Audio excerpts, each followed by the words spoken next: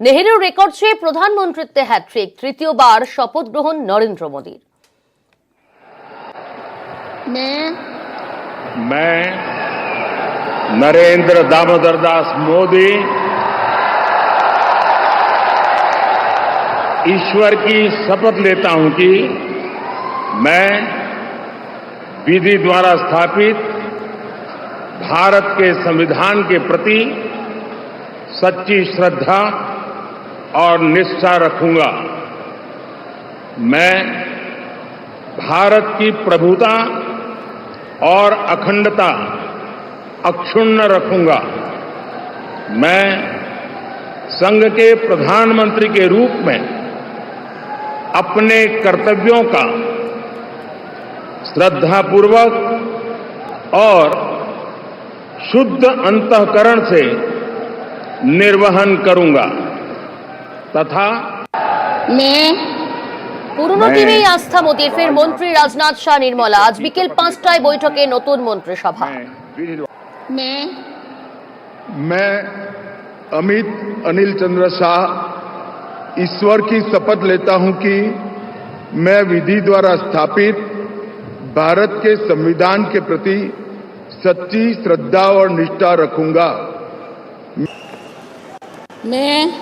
मैं नितिन जयराम गडकरी ईश्वर की शपथ लेता हूं कि मैं विधि द्वारा स्थापित भारत के संविधान के प्रति सच्ची श्रद्धा और निष्ठा रखूंगा।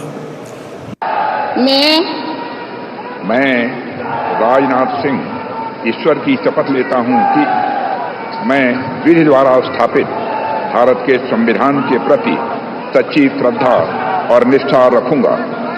मैं भारत की प्रभुता और अखंडता अक्षुण्ण रखूंगा। मैं संघ के मंत्री के रूप में अपने कर्तव्यों का श्रद्धापूर्वक और शुद्ध अंतःकरण से निर्वहन करूंगा तथा मैं भय या पक्षपात। মোদীর মন্ত্রিসভায় ফের জেপি নাড্ডা। বিজেপির দলীয় নিয়ম এক নেতা এক পদ, ফলে এবার নতুন সর্বভারতীয় সভাপতি পাচ্ছে বিজেপি। একসঙ্গে মন্ত্রিত্ব এবং বিজেপির সর্বভারতীয় সভাপতির পদে থাকতে পারবেন না নাড্ডা।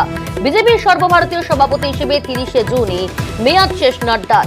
বিজেপির নতুন সর্বভারতীয় সভাপতি কে হচ্ছেন তাই ঘিরেই তুঙ্গে জল্পনা।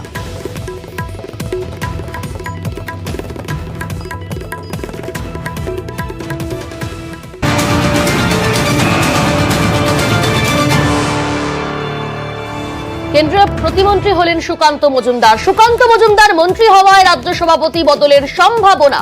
বঙ্গে নতুন রাজ্য সভাপতি নিয়ে বাড়ছে জল্পনা। সম্ভাব্য রাজ্য সভাপতি হিসেবে উঠছে শ্রমিক ভট্টাচার্যের নাম। আর কার কার নাম উঠে আসছে, কে হতে পারেন, কে দৌড়ে এগিয়ে রয়েছে জানার চেষ্টা করব। রয়েছে আমাদের সঙ্গে প্রতিনিধি ভেঙ্কটেশ্বর।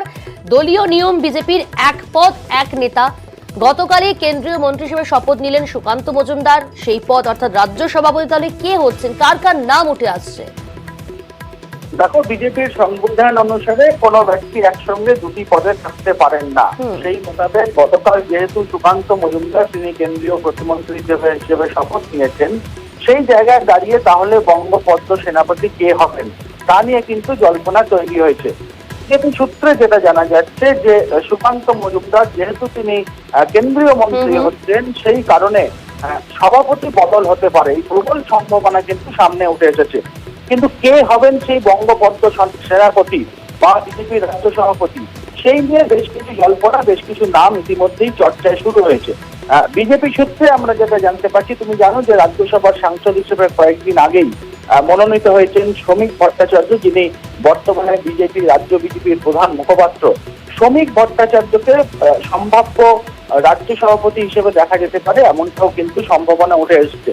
পাশাপাশি দিলীপ ঘোষ, তুমি জানো যে এই সুকান্ত মজুমদার আগে দিলীপ ঘোষ তিনি রাজ্য সভাপতি ছিলেন, তারপরে তিনি বর্ধমান দুর্গাপুর কেন্দ্র থেকে প্রতিদ্বন্দ্বিতা করলেও তিনি পরাজিত হন। ফলে কি ফের দিলীপ ঘোষের ওপর ভরসা রাখবে গেরুয়া নেতৃত্ব, সেই নিয়েও কিন্তু জল্পনা তৈরি হয়েছে।